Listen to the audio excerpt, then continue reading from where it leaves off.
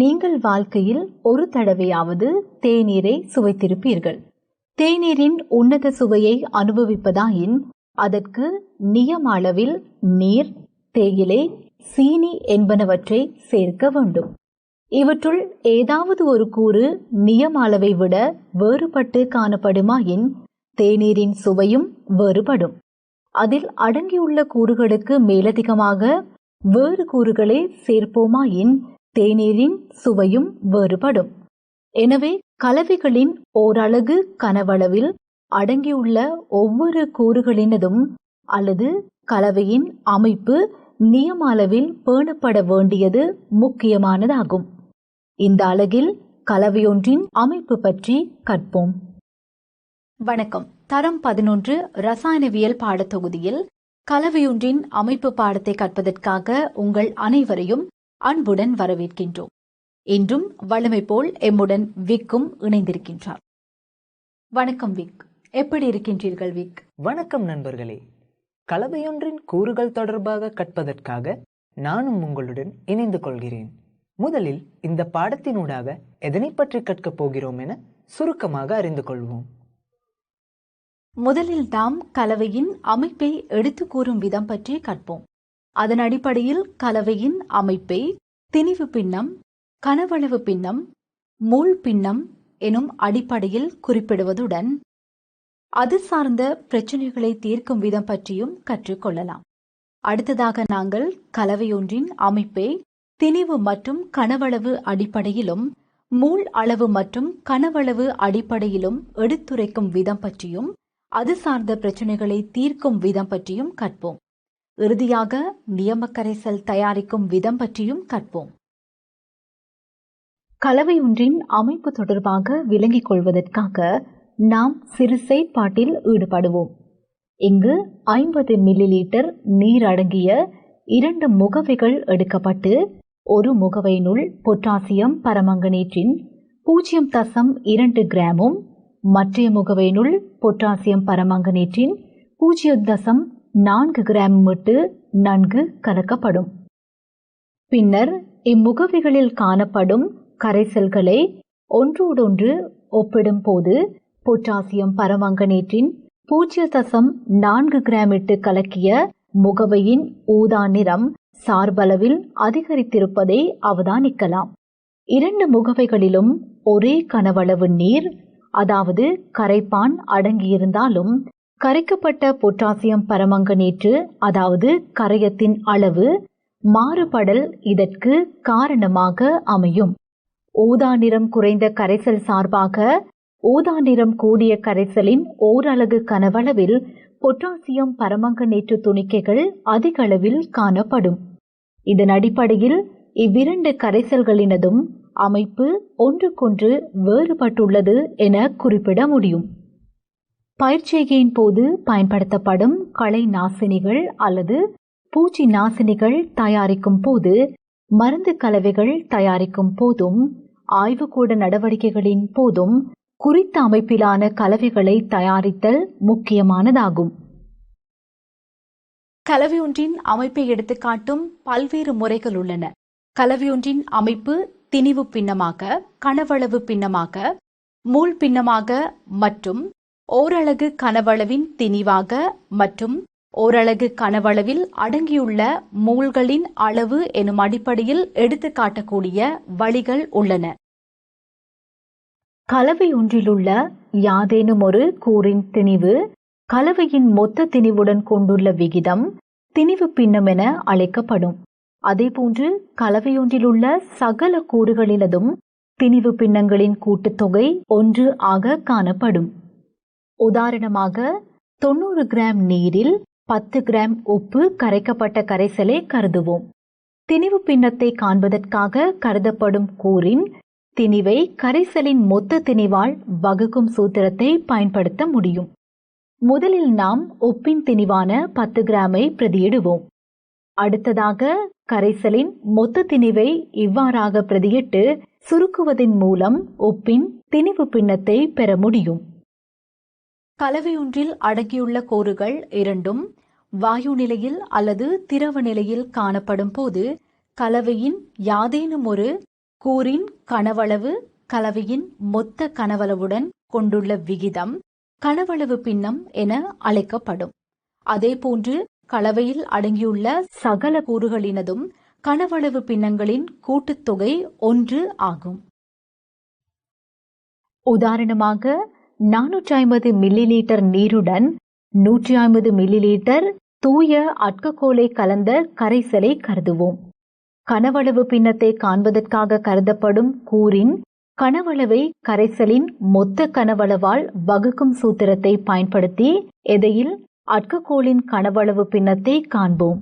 முதலில் எதையில் அட்ககோலின் கனவளவை பிரதியிட்டு பின்னர் கரைசலின் மொத்த கனவளவை பிரதியிட்டு சுருக்குவதன் மூலம் எதையில் அட்ககோலின் கனவளவு பின்னத்தை பெற முடியும்.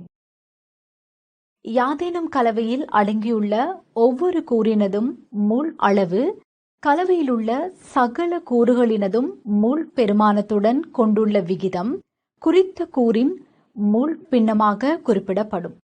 அவ்வாறே கலவையில் அடங்கியுள்ள சகல கூறுகளினதும் மூல் பின்னங்களினதும் கூட்டுத்தொகை 1 ஆகும். உதாரணமாக A, B, C ஆகிய கூறுகள் மாத்திரம் அடங்கியுள்ள கலவையை கருதுவோம். இக்கலவையில் A 3 மொல்களும் B 4 மொல்களும் C 5 மொல்களும் அடங்கியுள்ளன. இங்கு Aயின் மூல் பின்னத்தை காண்க. நாம் கலவையில் அடங்கியுள்ள A மூல் அளவை கலவையின் மொத்த மூல் அளவால் வகுக்கும் சூத்திரத்தை பயன்படுத்துவோம். இச்சூத்திரத்தில் மூல் பெருமானங்களை சரியான விதத்தில் பிரதியிட்டு சுருக்கும் போது Aயின் மூல் பின்னம் 0.25 என பெறப்படும். திணிவு பின்னமாக அல்லது கனவளவு பின்னமாக அல்லது மூல் பின்னமாக குறிப்பிடப்பட்ட கலவையொன்றின் அமைப்பை சதவீதமாக மில்லியனின் பகுதிகளாக அதாவது ppm பெருமானமாகவும் எடுத்து காட்டலாம். பின்னம் ஒன்றை சதவீதமாக காட்ட 100ஆல் பெருக்கப்பட வேண்டியதுடன் மில்லியனாட் பெருக்குவதன் மூலம் ppm பெருமானத்தையும் பெற முடியும். கலவை ஒன்றின் அமைப்பை எடுத்துக்காட்டும் மற்றொரு முறையாக கலவையின் ஓரலகு கனவளவினுள் அடங்கியுள்ள கரையத்தின் திணிவு அடிப்படையில் கலவையொன்றின் அமைப்பை எடுத்துக்காட்ட முடியும். இங்கு பொதுவான அலகாக கன டெசிமீட்டருக்கு கிராம் என குறிப்பிடப்படும். உதாரணமாக 2 கன டெசிமீட்டரில் 6 கிராம் சோடியம் குளோரைடு அடங்கியுள்ள ஜீவனி கரைசலை நோக்குவோம். இக்கரைசலின் அமைப்பை எம்மால் கன டெசிமீட்டருக்கு 3 கிராம் என காட்ட முடியும். பெரும்பாலும் கரைசல் ஒன்றின் அதாவது ஏகவின கலவையொன்றின் அமைப்பை அதன் செறிவின் அல்லது கரைசலின் ஓரலகு கனவளவில் அடங்கியுள்ள கரைய மூல்களின் அளவின் அடிப்படையில் காட்டப்படும். இங்கு கனவளவின் அலகாக கன டெசிமீட்டர் பயன்படுத்தப்படும். இதன் அடிப்படையில் கரைசலில் அடங்கியுள்ள கரைய மூல்களின் அளவு கரைசலின் மொத்த கனவளவால் வகுப்பதன் மூலம் செறிவை பெற முடியும். கரைய மூல் கரைந்துள்ள கனவளவு கன டெசிமீட்டர் V-ஆக கரைசலின் செறிவை காண்பதற்காக எண்ணின் கீழ் V இச்சமன்பாட்டை பயன்படுத்த முடியும். இதன் அடிப்படையில் செறிவின் அலகாக கன டெசிமீட்டருக்கு மூல் என காட்ட முடியும். இரசாயனவியற் பரிசோதனைகளின் போது மிக திருத்தமான செறிவு தெரிந்த அதாவது நியமக்கரைசல்கள் தயாரிக்க வேண்டி ஏற்படும். பாடசாலை ஆய்வுக்கூடத்தில் நியமக்கரைசல்கள் தயாரிப்பதற்கு எமக்கு கனமான குடுவை, கண்ணாடி புனல், கழுவு போத்தல், கடிகார கண்ணாடி மற்றும் முத்துளா தராசு போன்ற சில ஆய்வுக்கூட உபகரணங்கள் தேவைப்படும். அதேபோன்று 1 கன சென்டிமீட்டர் 1 மில்லிலீட்டருக்கு சமம் என்பதையும் ஞாபகத்தில் வைத்திருத்தல் வேண்டும். இப்போது நாம் கன டெசிமீட்டருக்கு 1 மோல் அளவு சோடியம் குளோரைட்டின் 500 மில்லிலீட்டர் கரைசல் தயாரிப்போம். முதலில் நாம் கரைசல் தயாரிப்பதற்கு தேவையான சோடியம் குளோரைட்டின் திணிவை கணிப்போம். இதற்காக சோடியம் குளோரைட்டின் மோலர் திணிவை கணித்து பின்னர் அதன் செறிவை கன டெசிமீட்டருக்கு 1 மோல் ஆக உள்ள சோடியம் குளோரைட்டின் 1000 மில்லிலீட்டரில் அடங்கியுள்ள சோடியம் குளோரைட்டின் திணிவை கணிக்க அதிலிருந்து 500 மில்லிலீட்டர் கரைசல் தயாரிக்க தேவையான சோடியம் குளோரைட்டின் திணிவை பின்வருமாறு கணிக்கலாம். அடுத்ததாக ரசாயன தராசை பயன்படுத்தி தேவையான சோடியம் குளோரைட்டின் திணிவை மிக திருத்தமாக கடிகார கண்ணாடியில் நிறுத்தெடுத்துக் கொள்க. 500 கன சென்டிமீட்டர் கனமான குடுவையை பெற்று கண்ணாடி புனலையும் கடிகார கண்ணாடியையும் இவ்வாறாக பிடித்துக் கொள்க. பின்னர் கழுவு போத்தலின் உதவியுடன் நிறுத்தெடுக்கப்பட்ட சோடியம் குளோரைட்டு அனைத்தும் குடுவையினுள் முற்றாக சேரும் வண்ணம் அடுத்ததாக கடிகார கண்ணாடியின் உள் மேற்பரப்பையும் புனலின் உள் மேற்பரப்பையும் இவ்வாறு கழுவுக. அடுத்ததாக தேவையான நீரில் 2/3 பங்கை சேர்த்து மூடியை மூடி இவ்வாறாக சோடியம் குளோரைட்டை நன்கு கரைக்க. அடுத்ததாக கனமான குடுவையின் கனவளவு குறிக்கப்பட்ட மட்டம் கண்மட்டத்தில் இவ்வாறாக இருக்கும் வகையில் வைத்துக்கொண்டு கழுவு போத்தலின் உதவியுடன் கவனமாக சேர்க்க. பிறையுறு இவ்வாறாக அமையும் போது நீர் சேர்ப்பதை நிறுத்தி குடுவையை மூடியால் மூடி மீண்டும் இவ்வாறாக நன்கு கலக்குக. இவ்வாறாக தயாரிக்கப்பட்ட கரைசலை பரிசோதனைக்காக பயன்படுத்தலாம்.